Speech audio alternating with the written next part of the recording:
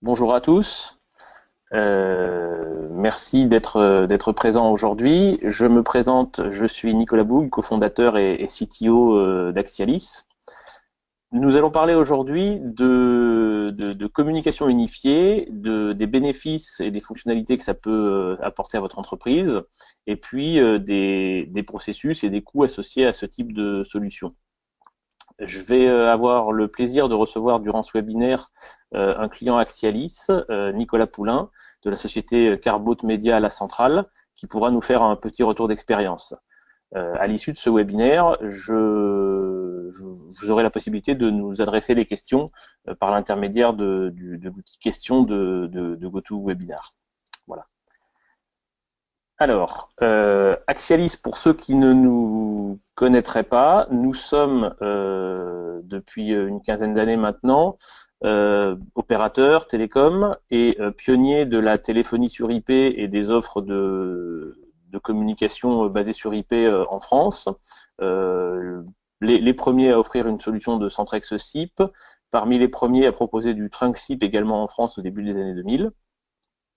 Et aujourd'hui un portefeuille de clients entreprises dans la plupart des domaines de l'industrie.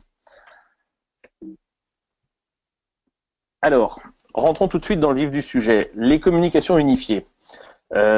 Aujourd'hui, les entreprises utilisent jusqu'à maintenant des systèmes de téléphonie plus ou moins anciens, mais basés sur simplement le téléphone, avec à côté de ça des interactions textuelles, auparavant basées sur le fax, aujourd'hui évidemment beaucoup plus sur l'email.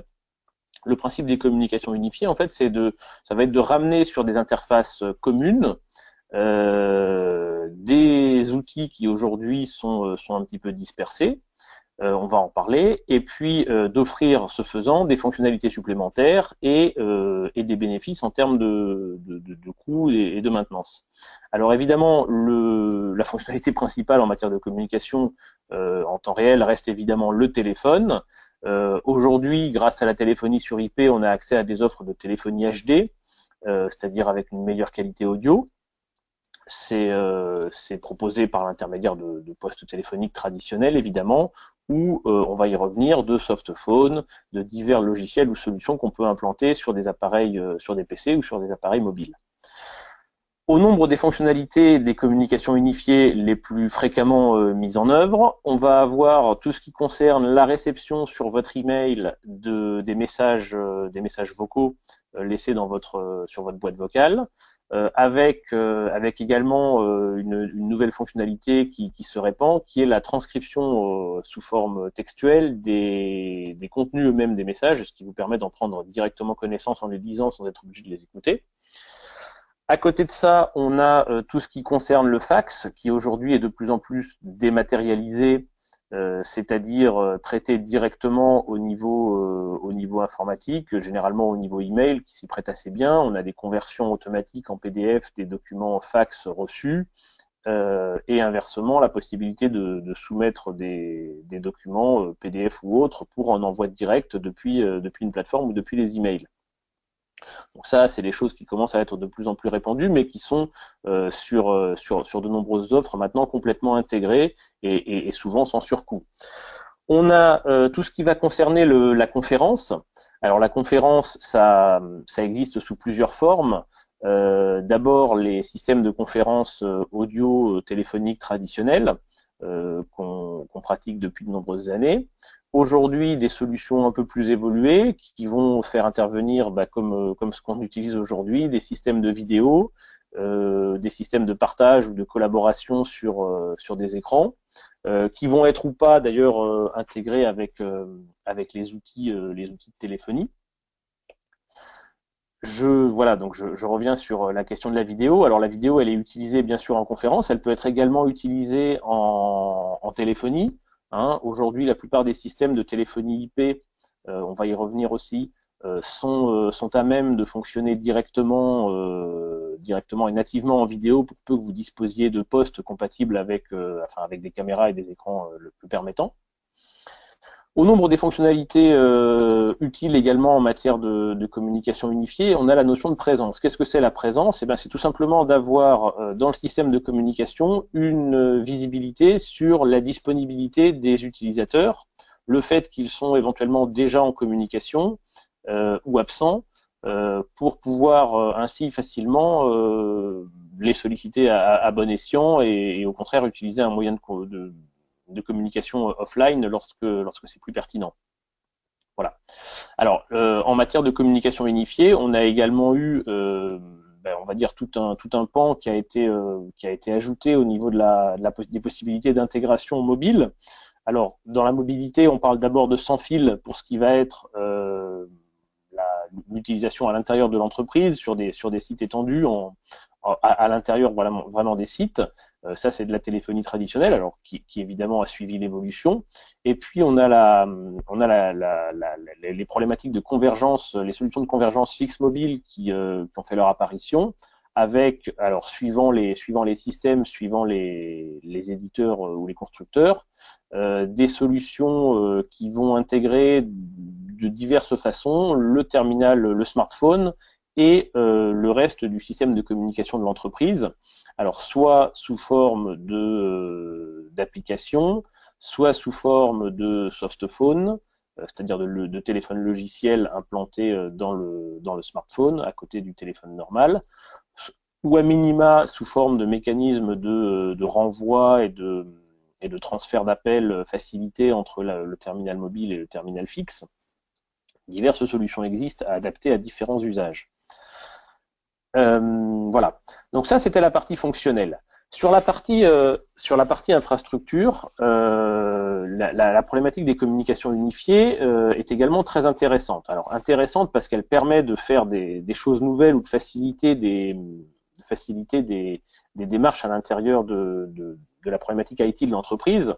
Le premier gros avantage qu'on va retrouver, c'est que comme on va être essentiellement basé sur de l'IP et on va le voir ensuite bien souvent sur les infrastructures plus ou moins cloud, la question du site où se trouve l'utilisateur devient un petit peu secondaire, ce qui intrinsèquement signifie que toutes ces solutions sont, on va dire, généralement assez facilement nativement multisites. C'est-à-dire que vos utilisateurs peuvent en fait ne sont pas attachés à un endroit en particulier, ils peuvent se déplacer leurs équipements, leur PC, leur téléphone, pour peu qu'il y ait une connexion Internet à un débit suffisant, le système reconnecte les utilisateurs où qu'ils soient, sur le site A, sur le site B, ou bien même en mobilité ou en télétravail ou autre. Voilà.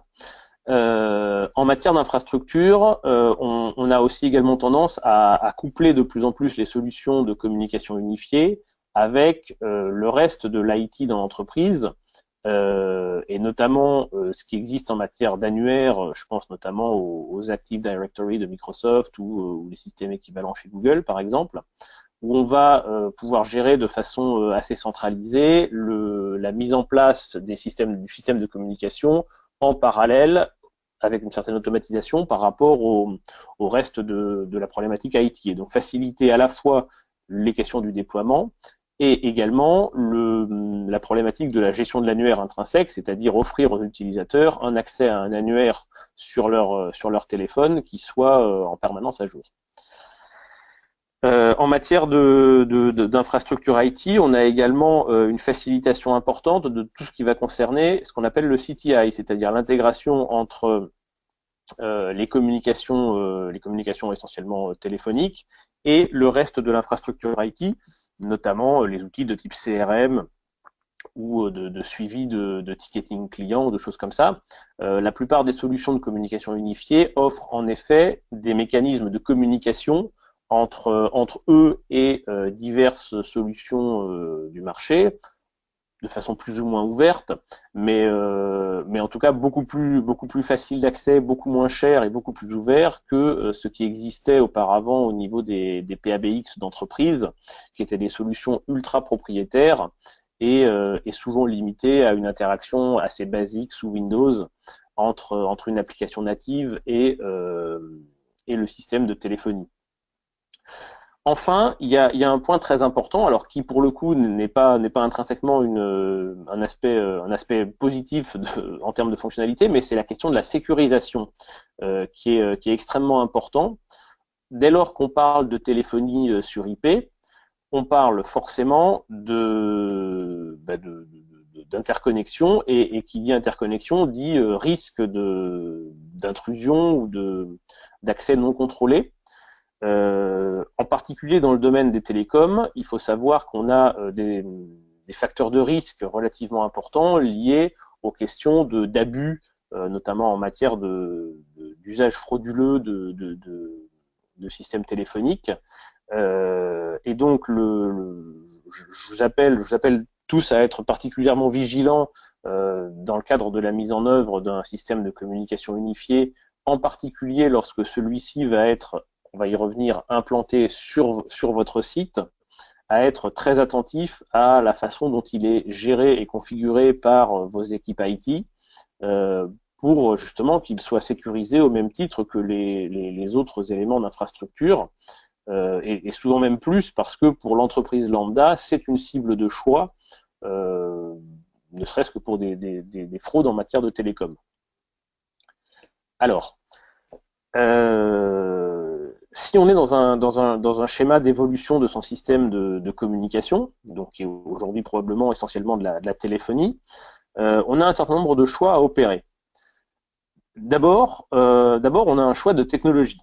Alors, je vais évidemment pas vous faire le catalogue des constructeurs, des éditeurs et des opérateurs de solutions, mais en gros, ce qui les différencie en termes de basique d'offres, c'est est-ce que au départ vous avez une offre qui va être en général achetée et hébergée chez vous sur vos équipements, et on va dire de votre responsabilité en termes d'exploitation, c'est ce que j'ai appelé les technologies sur site, ou bien un système qui va être hébergé chez un fournisseur de services, un opérateur télécom par exemple, et qui va gérer pour vous en fait toute la problématique d'hébergement, de maintien en conditions opérationnelles et de sécurisation. C'est notamment le cas des solutions Centrex. Le modèle économique sera différent parce que là, vous aurez généralement un prix à l'utilisateur sous forme d'abonnement mensuel, alors que dans le cadre d'une solution sur site, alors il y aura évidemment un facteur variable suivant la taille, le périmètre du système et les fonctionnalités achetées, mais d'une façon générale, ça sera un achat important au départ et des coûts de maintenance ensuite. Voilà. Alors, ce qui nous amène à la question des offres et des budgets. Aujourd'hui, dès lors qu'on va rester dans le cadre de solutions intégrant de la téléphonie, il faut comparer les offres et les budgets avec ce point-là en tête. Aujourd'hui, si vous avez un PABX, vous avez sûrement des frais vous avez acheté votre PABX ou vous le louez. Vous avez éventuellement une solution de financement, vous avez un installateur qui vous le maintient, vous avez un opérateur qui vous fournit des lignes de téléphone et des forfaits ou des communications vendues à la minute. Le principe va rester le même dans le cadre d'un système de communication unifié, avec donc la possibilité de rester sur une infrastructure traditionnelle sur site avec un modèle économique tel que je viens de vous le décrire, ou la possibilité de passer sur une offre hébergée qui va avoir l'avantage en termes budgétaires d'avoir généralement pas ou peu de frais de setup de capex au départ, et d'avoir une élasticité importante, c'est-à-dire que vous pourrez généralement d'un mois à l'autre assez facilement augmenter la capacité de votre système, d'ailleurs sans limite en général, ou la réduire avec un impact budgétaire qui sera complètement linéaire et complètement lisse par rapport à l'évolution de votre périmètre. Voilà. En termes évidemment de prestataires, eh bien, c'est important de s'appuyer sur des gens de qualité. Alors, je vais pas vous conseiller ou vous déconseiller des prestataires en particulier, mais soyez attentifs à la disponibilité. on va dire, à la question de la relation que vous allez avoir avec votre prestataire, vous allez être dans une relation qui va être un petit peu plus engageante que celle que vous avez aujourd'hui avec votre opérateur télécom, par exemple, puisque vous allez y intégrer davantage de périmètre de votre problématique de communication. Si vous avez notamment une intégration avec votre IT sur un annuaire ou votre CRM sur une question de CTI, c'est important d'avoir face à vous des gens qui ont la souplesse, qui ont la réactivité qui va bien pour vous permettre de travailler dans des bonnes conditions. Évidemment, il faudra être attentif également aux dispositions contractuelles. D'une façon générale, moi j'ai plutôt tendance à déconseiller les engagements qui vont aller au-delà de 24 voire 36 mois, la technologie évoluant à une telle vitesse que généralement c'est pas raisonnable de s'engager sur des durées plus longues. Voilà. Alors, concrètement, si on est dans une démarche de mise en place et d'évolution de son système de communication unifié, comment on s'y prend? Le mieux, c'est de commencer par un audit. Alors, un audit, c'est quoi? C'est pas forcément un truc énorme qui fait peur, mais ça va consister simplement à bien faire le tour de votre existant en matière de communication, de votre solution, des coûts effectifs pour vous permettre d'arbitrer ensuite des choix d'offres qui soient bien réfléchis par rapport aux coûts que vous avez aujourd'hui. Il faut réfléchir donc à l'existant et puis à la cible fonctionnelle à atteindre. Qu'est-ce qui dans l'existant n'est pas satisfaisant? Qu'est-ce qui dans l'existant est limité?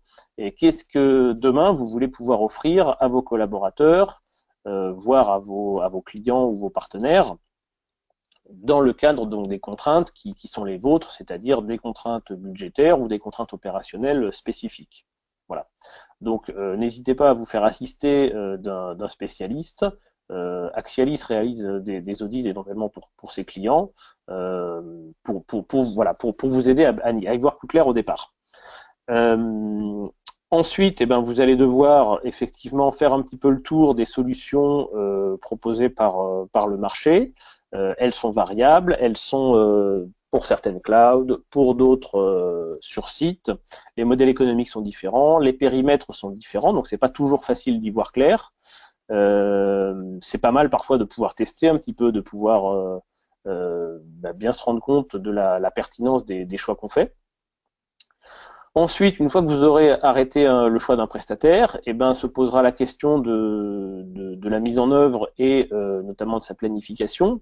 Alors, généralement, le prestataire vous donnera une roadmap décrivant de façon assez précise les grandes étapes de ce qui est quand même généralement un changement assez important pour une entreprise. Pour que ça se passe bien, il faut que l'information soit partagée, il faut que les choses soient visibles bien à l'avance, et puis évidemment que tout soit fait dans les règles de l'art pour que notamment tout ce qui va concerner les tests, la validation du système soit fait dans de bonnes conditions de façon à assurer qu'on n'ait pas de mauvaises surprises à un certain moment du rollout. Voilà. Le dernier point qui est très important, il va vous concerner vous dans votre entreprise essentiellement pour vous aider dans la diffusion de l'information, dans les évolutions éventuellement internes des habitudes des collaborateurs, pour les inviter à prendre en main dans des bonnes conditions les nouveaux outils que vous allez leur mettre à disposition et donc avoir le bénéfice maximal en fait de la solution que vous mettez en place, parce que rien n'est pire qu'une magnifique solution mise en œuvre, mais que personne ne comprend, que personne n'utilise et qui donc ne sert pas à grand chose. Voilà. Alors, j'en ai fini avec mon petit exposé. Je vais accueillir Nicolas Poulain, qui est responsable de projet informatique chez Carbot Media, qui fait partie du groupe La Centrale. Nicolas est client d'Axialis depuis plusieurs années maintenant. Nicolas, est-ce que vous êtes là? Je suis là, il n'y a pas de souci. Ah. Je t'entends bien. Très bien. Bien, écoute, on peut commencer. Est-ce que vous pouvez nous dire en gros Bah, d'abord, on va commencer par peut-être le nerf de la guerre. Aujourd'hui, concrètement, est-ce que l'impact budgétaire de la solution de téléphonie que vous avez mis en œuvre, il se présente comment chez vous? Alors, du coup, comme vous l'avez dit, on utilise Axialis en mode cloud depuis 1 an et demi maintenant. On avait fait un appel d'offres au moment de préparer ce changement et on a fait, par rapport à l'offre la moins coûteuse, une économie de 20%. Donc, grosso modo, par rapport aux différentes offres du marché qu'on a pu recevoir, on est 20 à 50% moins cher voilà, les autres, euh, avec un même périmètre fonctionnel. D'accord, très bien. En termes alors, ce dont on vient de parler, c'est-à-dire la problématique du déploiement, comment ça s'est passé chez vous? Alors, je rajoute une chose, c'est que pour nous, l'économie, elle a été d'autant plus importante qu'on a couplé ça avec une offre CTI, un service CTI, Mhm. également chez Axelis, et du coup, ça a réduit d'autant les coûts entre la couche CTI et la couche ligne administrative. D'accord, Du parce coup, que ça a fait avant, vous aviez deux solutions différentes, c'est ça? Ah, voilà, avant, on avait un opérateur pour les lignes administratives et en surcouche, un autre opérateur pour la partie CTI, avec du coup des frais d'acheminement entre les lignes administratives et les lignes portées par le CTI. Et du coup, il y avait une espèce de double facturation des appels, euh, puisque le CTI nous rappelle en quelque sorte quand il réceptionne l'appel. Euh, voilà. Avec l'avantage d'avoir et les lignes administratives et les lignes Axelis chez un même opérateur, en plus en mode cloud, c'est que les coûts sont totalement unifiés et il n'y a pas ce double acheminement, c'est le même opérateur qui prend l'appel et qui l'achemine d'un bout à l'autre, en quelque sorte. D'accord, très bien. En termes Euh, de déploiement, nous, dans notre contexte, on avait à peu près 250 SDA à migrer pour, pour environ 130 utilisateurs actifs, c'est-à-dire qu'il y a donc une partie des SDA qui n'était pas utilisée, mais qu'on devait porter malgré tout. On a mis en place un plan de migration avec le chargé de projet qu'on avait chez Axelis en l'occurrence. mhm. Ça s'est bien déroulé. On avait une grosse appréhension sur la portabilité, mais finalement, c'est quelque chose qui aujourd'hui se fait de manière très correcte, d'autant plus quand on est suivi de près, qu'on se donne un calendrier précis, qu'on gère bien, qu'on s'occupe bien des mandats, etc. C'est quelque chose qui est très fluide. Donc ça s'est bien passé, on a eu un bon suivi, une bonne visibilité. On a fait le choix de préparer les postes, parce qu'on a acheté des postes téléphoniques, on a profité pour noter les postes téléphoniques. On a fait le choix de les configurer par nous-mêmes parce qu'on avait les ressources et compétences pour le faire. C'est même très très simple. Euh, du coup, on peut dire que ça a été un déploiement assez facile, avec un peu d'appréhension parce qu'on a toute une couche en effet, donc télévente qui est branchée sur le CTI et qui ne peut pas s'interrompre de travailler, elle ne peut pas arrêter de faire des ventes, sinon c'est du business qui part. Donc il y avait une petite appréhension par rapport à ça, mais voilà, dans le déroulé, aucun souci. Vous sauriez me dire quel genre d'effort ça a représenté en interne chez vous que cette mise en place? Alors j'ai pas entendu le début de la question, ça a coupé, pardon. L'effort que cela a représenté chez vous? L'effort financier Non, ou... en termes de, je sais pas, de jours hommes, enfin Ah, non, je n'ai pas mesuré en tant que tel, il n'y avait pas un effort particulier, d'autant plus que on avait un accompagnement, donc il y a quand même toute une partie du projet dont on se déleste, entre guillemets, et qu'on confie à l'opérateur, au prestataire. Donc non, non, il y a pas un effort voilà, démesuré. C'est un projet, mais on a des projets avec beaucoup plus d'efforts que cela. Donc c'était finalement D'accord. assez facile. Alors en termes d'intégration chez vous et de fonctionnalité, vous y avez trouvé des bénéfices? Alors oui, déjà on a changé de poste de téléphone, donc là on a aujourd'hui du Mytel et on est passé sur des postes couleurs avec une ergonomie qui était bien meilleure que celle qu'on avait auparavant. Donc Mhm. voilà, en termes de vraiment d'utilisation pour nos utilisateurs finaux, il y avait un petit gain comme ça de simplicité et d'ergonomie des postes. Ensuite, en termes de fonctionnalité, nous, ce qu'on a particulièrement apprécié, c'est d'avoir un extranet qui nous permet de vraiment gérer tous nos comptes, tous nos SDA, toutes les lignes, tous les abonnements, tous les comptes, etc., avec une vraie visibilité, pouvoir suivre les consommations, de pouvoir assez facilement passer d'un mode abonnement en demande à de l'abonnement illimité, de pouvoir configurer voilà, les renvois d'appels, les groupes, les messageries locales, etc., très facilement depuis l'extranet. Et surtout, c'était un peu un prérequis sur ce changement de prestataire, d'avoir une intégration avec l'AD parfaitement fonctionnelle. En fait, historiquement, on avait donc des postes qui étaient totalement déconnectés de notre annuaire, ce qui veut dire qu'on avait finalement, avec un prestataire externe réactif historiquement, on avait donc des postes de téléphone qui présentaient un annuaire d'utilisateurs totalement obsolète, sur lequel on avait du mal à réaffecter les lignes, et on voilà, était encore présent dans l'annuaire des gens qui avaient quitté la société, ce qui aux yeux du président de la société était totalement inadmissible. Donc le prérequis, l'obligation, c'était d'être complètement synchro avec un AD, le nôtre en l'occurrence, et c'est voilà, la solution d'Axelis l'a permis.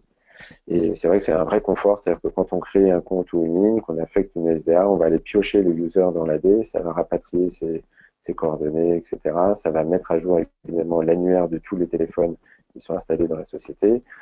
Et l'utilisateur de la ligne téléphonique, de la SDA, sera lié à son email, ce qui veut dire que quand il va consommer des services de type envoi des messages vocaux par email ou configuration d'une conférence call, il va recevoir tout ça directement sur son email personnel. Et nous, on a en administration finalement aucune manipulation compliquée, aucune saisie à faire en dehors de lier cet utilisateur de l'AD à ce 01 qu'on veut lui affecter.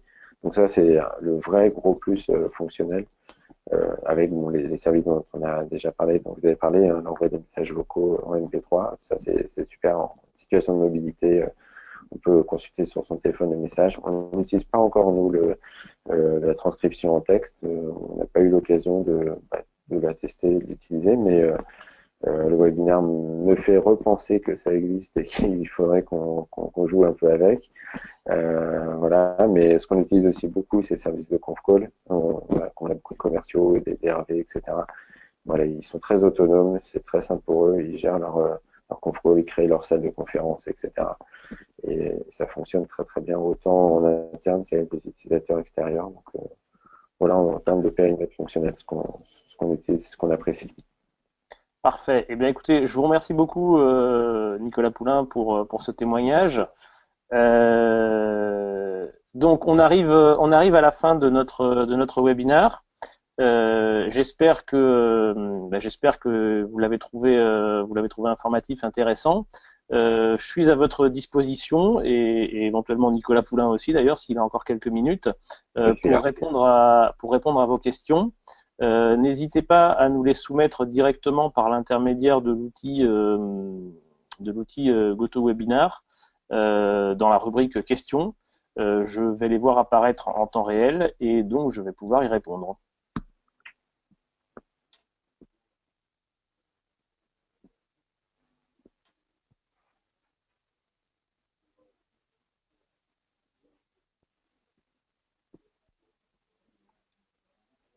Bon, eh ben écoutez, nous n'avons pas de questions aujourd'hui, à moins que